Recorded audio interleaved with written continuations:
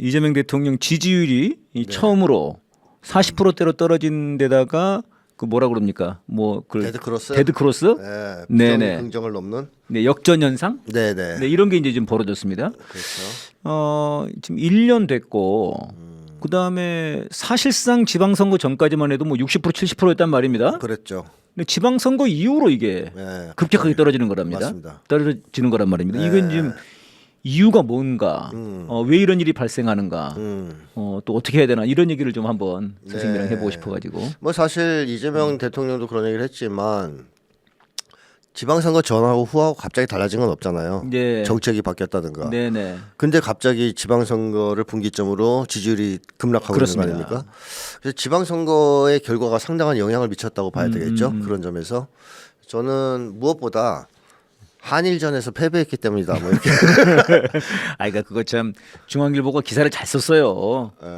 다른 건 다 이겼는데 한일전에서 졌다. 그러니까 서울에서 쥐고, 그렇죠. 네, 한동훈 살아나고. 그렇죠. 이게 크죠. 그러니까 뭐 국민들 중에도 이번 지방선거가 민주당 패배라고 하는 사람이 더 많아요. 네네. 승리라고 하는 사람보다 많습니다. 네. 그러니까 전반적으로 국민들 입장에서 볼 때 내란 종식에 실패했다. 예. 내란 청산에 네. 실패했다. 그래서 내란 세력이 전면적으로 부활했다. 이런 데에 대해서 이제 쉽게 하면 한일전이 진 거 아니냐. 뭐 했냐? 결정적으로. 그래서 뭐 민주당도 싫고 이재명 정부 너희도 책임져야 된다 거기에 대해서 뭐 이런 게 이제 네. 국민들 심리 아니냐 하는 생각이 들고요. 그러니까 내란 종식과 내란 청산을 성과적으로 하지 못한 데 대한 네. 질책 또는 실망 이런 것이 지지율 하락에 영향을 미친 것 같고 네. 그 다음에 이제 제가 볼 때 또 한 가지는 민주진영 내부의 갈등이 지금 너무 심하지 않습니까? 아주 심하죠. 분열 갈등 이런 게 선생님은 댓글 안 달립니까? 많이 달리죠. 저도 지금 요즘 댓글 보면 장난 아닙니다. 욕 많이 먹습니다. 네네. 근데 그게 좀 과도하단 말이죠. 그래요, 댓글들이. 과도해요. 그러니까 과도해요. 뭐 정상적인 비판은 할 수 있죠. 당연히 해야 됩니다. 그 발전을 위해서는. 예. 근데 그 정도가 아니고 거의 뭐 쌍욕에 인신 모독에 막 이런 식의 네네. 공격들을 한단 말이에요. 그러다 보니까 이 관계가 너무 악화되고 그것도 문제지만 국민들이 볼 때 예. 막 짜증 나는 거죠. 좀 지긋지긋하다. 네, 피로감 뭐하냐 느끼고, 지금. 피로감과 짜증, 예. 그다음에 시킴 실망, 그다음에 뭐 어떻게 보면 불만. 제가 얼마 전에 길 가는데 누가 딱 붙잡고 오. 물어보는 거예요. 선생님 알아보시고. 네. 자기는 정치에 대해서는 그게 잘 모른다. 어. 다만 이제 내란은 반대하는데 그래서 옛날에 이제 저를 여기저기서 봤다 이거죠. 네네. 근데 요즘 왜 싸우냐 도대체 민주당. 꼴 보기 싫어 죽겠다. 네. 그래서 이제 정치가 지긋지긋하다 이런 얘기까지 하는 분도 예. 제가 길에서 만난 적이 있습니다. 이제 그만큼 국민들이 이번에 그런 것들을 겪으면서 특히 이제 조국과 저기 민주당이 평택에서 네. 엄청 네거티브하면 싸웠지 않습니까? 예. 그래가지고 뭐 이번 선거 통해서 민주당이 하나가 아니고 민주 세력이 하나가 아니고 내부 분열이 심각하고 네. 그 내부 분열 속에서 자기들 이익을 쟁취하려고 날뛴다 뭐 이런 것들이 국민들한테 좀 심어졌단 말이에요. 네. 그러니까 여기에 대한 이제 피로, 불만 이런 것들이 이번 지방선거 이후에 영향을 미쳐서 예. 지지율을 하락하게 했다는 생각이 들고 또 한 가지는 제가 계속 얘기하지만 한국의 보수는 네네. 공포형 보수라고 얘기를 하지 않았습니까? 예. 공포형 보수가 그 보수 입장을 바꿔서 중도나 진보 쪽으로 선회하려고 하면 예. 공포가 완화되는 수밖에 없어요. 네. 설득으로는 안 된다고 제가 계속 얘기하죠. 그래서 내란 세력 청산 분위기가 압도했으면 예. 뭐 지방선거 시작 전에는 국힘당 지지율이 15%밖에 안 났지 않습니까? 예. 이쪽 사람들이 이쪽으로 와요. 이제 세상이 바뀌었구나라고 생각해서 아하. 더 이상 무서워하지 않아도 된다. 예. 근데 이 중간에 이 내란 청산이 제대로 진행되지 않고 내란 세력이 다시 준동하기 시작하면서 기세가 올라가. 기세가 올라오면서 분위기가 뜨자. 네네. 그럼 보수는 결집합니다. 그렇습니다. 강력하게. 근데 지방선거 결과 거기에도 졌어. 또 이쪽이. 예. 그러면 더 사람들은 야 다음 정권은 민주당이 안 될 수도 있겠다. 야 빨리 정신 차리자 우리. 정신 차리자. 줄타기 해야 돼 지금. 우리 왜 괜히 이쪽에 와서 얼쩡거렸지? 다시 원래대로 돌아가. 정신 차려야지. 잘못하면 죽어. 뭐 이런 것이 강화되잖아요. 네, 그러니까 네. 보수는 국내외 힘관계, 역학관계 예. 여기에 의해서 영향을 엄청나게 받습니다. 근데 그 흐름에서 민주당이 이번 지방선거 패배로 사람들한테 상당한 정도로 두려움을 다시 조장했다 이렇게 이제 볼 수 있겠죠. 예. 따라서 한국에서 보수화의 흐름은 더 강화될 가능성이 높고요. 마지막으로 정치적 목표가 거의 실종되어 있습니다 지금. 아하. 뚜렷한 정치적 목표가. 예. 그러니까 내란 청산 정도가 정치적 목표였을 텐데 네네. 지방선거 직전까지는 그 이후에 내란을 뭐 예를 들면 청산한다 치고 또 지방선거에서 이겼다 치면 그 다음에 뭘 할 건지 이게 이제 국민들한테 제시가 좀 돼 있었어야 청사진이 하거든요. 있어야 청사진이 있었어야 하거든요. 그래야 국민들이 계속해서 지지하면서 이재명 정부를 예. 지키려고 할 텐데 이 뚜렷한 청사진, 개혁 목표, 정치적 목표 이것이 제시되지 못했다 제대로. 네네. 그러면서 국민들은 지금 아유 야 그러면 정치적 목표가 없으면 국민들의 관심사는 어디에 쏠리느냐? 네. 자기 삶 민생에 네, 쏠립니다. 네, 민생. 네, 네. 근데 민생은 지금 안 좋거든요. 윤석열 때부터 지금까지 계속 안 좋아요. 예. 좋아지지 않았습니다 별로. 주식값은 올랐지만 주가가 좀 엄청나게 오르긴 했죠. 주가는 올랐지만 실제 삶은 민생은? 변하지 않았어요. 네네. 근데 이게 정치적 목표가 뚜렷할 때에는 감내하려고 그래요 사람들이. 아하. 그 민생 악화를. 그래 일단 저게 중요하니까 저걸 달성하고 이 민생 문제는 그 다음에 풀자. 네. 이런 인내심을 발휘할 수 있는데 정치적 목표가 사라지면 민생 문제에 집중하게 됩니다. 예. 그러니까 자기 문제에 집중하게 된다는 것이죠. 그런데 돌이켜 보니 이재명 정부가 등장해서 뭐 주가가 올랐네 뭐네 네네. 화려한 얘기들이 많이 나왔지만 장사는 하나도 안 되고 내 삶은 여전히 안 네. 좋고 이러다 보니까 아유 뭐 여기에도 기대할 게 없겠다. 이런 이제 이제 기대 이런 것들을 포기하면서 지지율이 좀 급락한 게 아니냐 예. 하는 생각이 듭니다. 이런 것들 복합적으로 작용하면서 예.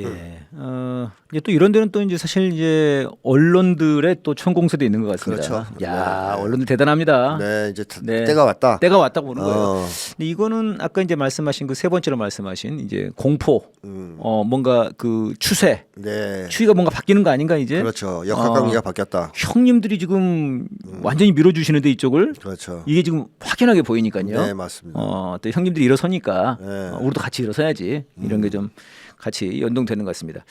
근데 이제 일각에서는 그러면 이제 지방선거 이 패배의 이유가 뭐냐 그러면은 그래서 이제 일각에서는 이제 연대랑 통합이 없어서 그렇다 이런 얘기가 있거든요. 네네. 이거 어떻게 보세요, 선생님? 그게 그 내란 종식 선거와 네네.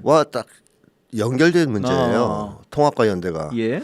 그러니까 내란 종식을 하려면 내란 세력을 제외한 나머지가 네. 총 단결해야 되지 않습니까? 그러니까 이번 지방선거를 내란 종식 선거로 끌고 나갈 생각이 있었다면 예. 민주당이 처음부터 연대 단일화를 추진했을 겁니다. 네. 중앙당 차원에서. 그러니까 막 민주당, 조국혁신당, 진보당 예. 등등 여러 정당들 그 헌정 수호 세력이라고도 할 수 있고 과거에 윤석열을 끌어내릴 때 연합했던 정당들이죠. 예. 이 세력들을 모아서 전국적 범위에서의 후보 단일화와 선거 연대를 실현시켰을 거예요.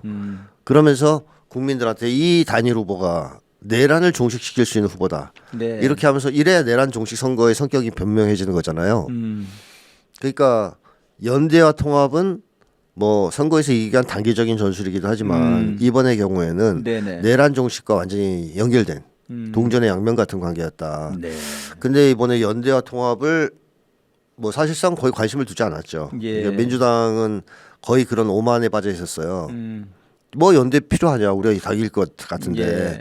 그러니까 실제로 초기에는 여론조사하면 다 이긴다고 그렇죠, 나왔단 그렇죠. 말이에요. 아이고 서울시장도 20% 앞섰죠. 정원호가 이긴다 이렇게 다 네, 나왔고 맞습니다. 사실 그래서 이제 일각에서 분석하는 걸로는 이게 이제 정원호가 이기면 이거 저 투표용지 모자라게 해서 이걸 뒤집어 엎자 네. 이렇게 기획을 한 거 아니냐. 네. 그러지 않고서는 잘 해석이 안 되니까요. 네, 쟤네들의 좀 맞습니다. 이런 분위기가 그랬는데 뭐 그 까보고 보니까. 오만을 네네. 가지고 뭐 연대 거부하고 그렇습니다. 내란 종식도 뒤로 하고 그냥 꿀만 빨려고 하고 예. 그 과정에서 싸웠어요 또 아까 얘기했듯이 그 과정에서 네, 서로 그러니까 결국 후반부에 가면서부터 분위기가 이상해지고 네. 그 내란 세력은 준동하기 시작하고 이래서 실패한 거 아니겠습니까? 그래서 연대와 통합은 사실상 지방선거 때만 필요한 게 아니고 내란 종식을 위해서 꼭 필요했던 것이고 앞으로도 필요합니다. 네, 그러니까 개혁을 목표가 뭐냐는 거군요. 그렇죠. 선생님. 목표가 뭐냐? 맞습니다. 뭘 위한 연대냐? 맞습니다. 개혁이죠, 개혁. 네, 네. 근본적인 사회 대개혁. 거기에 예전에 일정한 정도의 합의가 있었어요. 예. 그 헌법수호 세력 내에서 그래서 연대를 했던 건데 이재명 대통령 밀어줬던 거고 단일 후보로. 네. 그래서 개혁을 추진하려고 해도 내란 세력을 제외한 나머지가 총 단결해야지 개혁을 성공시킬 수 있잖아요. 네. 그러니까 향후 이재명 정부의 성공이 여부가 사실상 이 연대에 달려 있다라고도 해도 과언이 아닌데 네. 그 문제에 있어서 민주당은 거의 뭐 거부하는 자세를 일관했다. 그래서 막판에 몰려서야 울산 지역이 힘드니까 상황이 어려우니까 예. 지역 차원에서 그냥 자발적으로 단일화를 한 것밖에 없지 않습니까? 근데 너무 늦었었죠. 그리고 네. 효과도 없었고. 그러니까 지금 이제 종합해 보면은 개혁의 미온적인 부분, 그다음에 내란 청산에 확실하게 나서지 않은 부분, 그리고 내란 청산 이후에 실질적인 이제 어떤 민생과 네. 어떤 이런 부분에 대한 청사진이 없었던 부분, 이런 게 좀 크다고 봐야 그렇죠. 되겠네요. 개혁 과제가 지시되지 않은 점. 예. 근데 저는 이제 그런 생각이 들어요. 박근혜 탄핵되고 나서 네. 그리고 바로 대선을 했습니다만 사실 그 뭐 완전히 그냥 뭐 짓눌러 버리고 이긴 건 아니지 않습니까? 그렇죠. 어렵게 이겼죠. 어렵게 이겼지 않습니까? 네. 그러니까 소위 저들의 세력을 너무 얕본다. 네, 맞습니다. 그리고 저들 뒤에는 분명히 미국이 있는데 그렇죠. 일본도 있고 그렇죠. 그들이 밀어주는 거고. 근데 그거를 너무 얕보는 것 같아요. 그러니까 이번에도 지방선거 전에 그 내란 청산을 촛불 국민들이 그렇게 외치고 조의대 탄핵도 외치고 네. 검찰 개혁도 외치고 뭐 이러는데 검찰 개혁은 그래도 좀 이제 해가지고 좀 땡겨져 왔습니다. 근데 조의대 탄핵은 하지를 않았어요. 국힘당 예산 같은 거. 네, 네.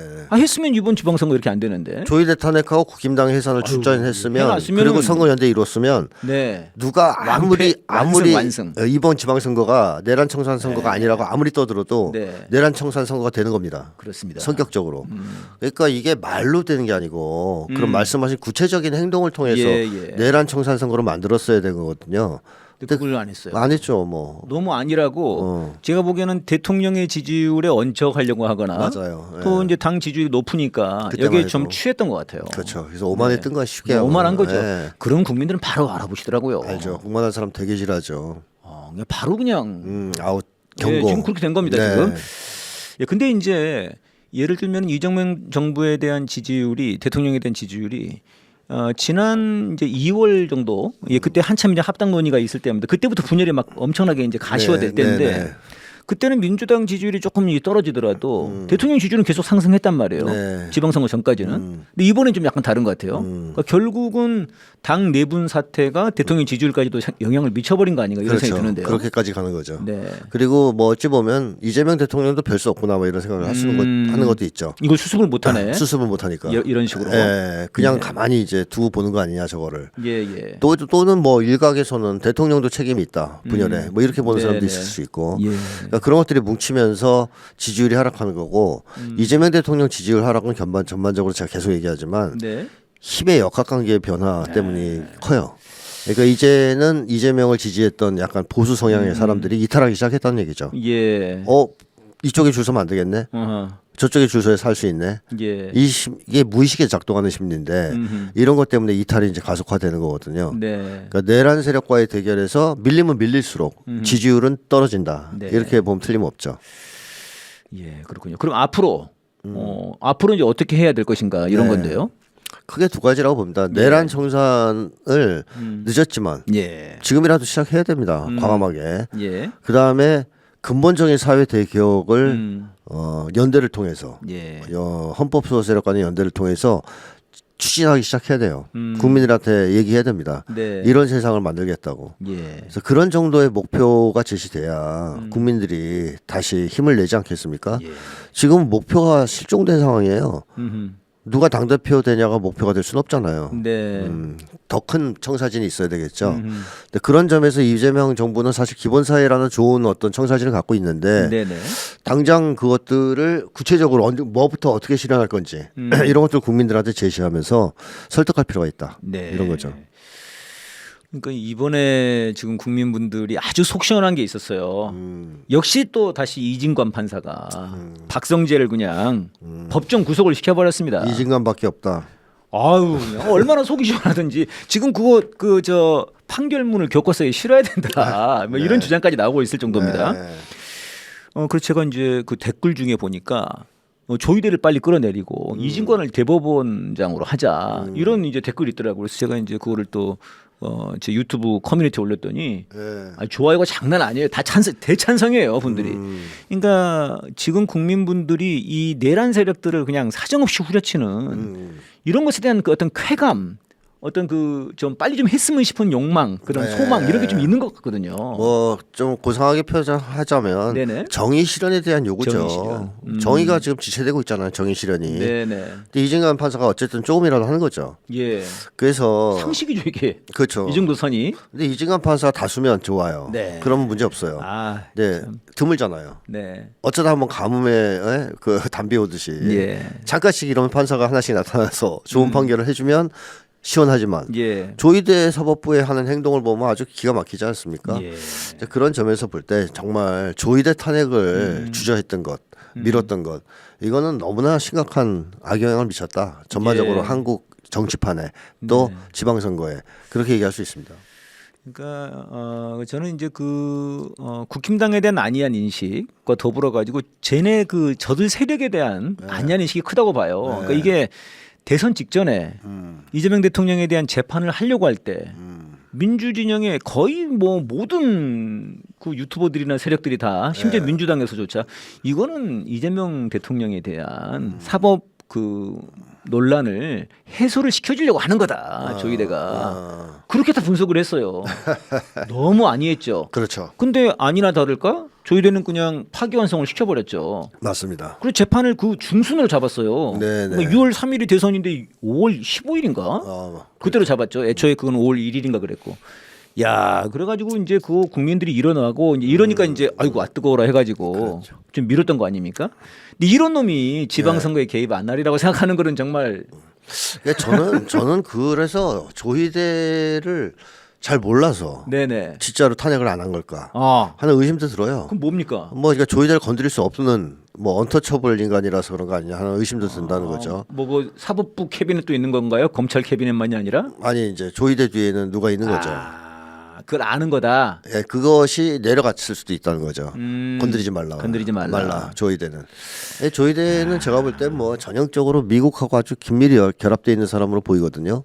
아니 그때 대선 직전에 파기환송 그 일종의 대선 개입이죠. 네, 그것도 사실은 그 당시 조세빈이었나요? 네. 대사들이 걔가 한 마리랑 똑같은 거 아닙니까? 똑같죠. 그러니까 걔하고 협의가 있었다는 얘기 아니겠습니까? 그러니까요. 근데 미국과는 협의가 없죠 사실상. 네. 명령을 주고받는 관계라고 말이죠. 협의가 아니고 그렇죠. 형님의 의중이 뭐냐? 형님이 하라면 한 거죠. 까라면 까라면 까. 깐다. 그렇다면 조세비운이 한 말을 봤을 때 미국의 지령이었을 가능성이 높다는 얘기잖아요. 네. 그걸 이제 충실히 따라서 했어. 그러면 어떻게 보면 미국 입장에서는 조이대만한 충복이 없는 건데 그렇죠. 그걸 날리게 놔두겠습니까? 아, 그러니까 이재명 정부가 위성락을 날리지 못하는 것과 비슷하게 비슷하다. 민주당은 조이대를 건드리지 못하는 거 아니냐 하는 의심이 든다는 거죠. 근데 선생님 이렇게 간다고 하면은 방법이 없는 거 아닙니까? 여기 이제 미셸 스틸 바까지 오면 더 이제 복잡해지는 거죠. 예. 미셸까지 오면 이거 이제 미셸은 제 생각에는 바로 윤석열 면회 갈 것 같은 생각이 드는데요. 아니면 이제 조이대하고 전환길 네. 불러가지고 밥 거긴 먹으면서. 당연히 이제 부르겠죠. 부르고 그렇죠. 올림픽 공원에 갈 수도 있고요. 미셸이. 네, 그 옛날에 그 눌런드가 그 쿠키 나눠준 것처럼 네, 가서 쿠키 이번엔 주면서. 나야. 네. 나 나중에 그 국무부 좀 올라가게 해줘. 뭐 이럴 수도 있지 않습니까? 맞습니다. 그게 아주 심각한 상황이라고 좀 봐야 되겠죠. 그러니까 내란 세력은 그야말로 기세 충천입니다. 지금 그렇습니다. 예.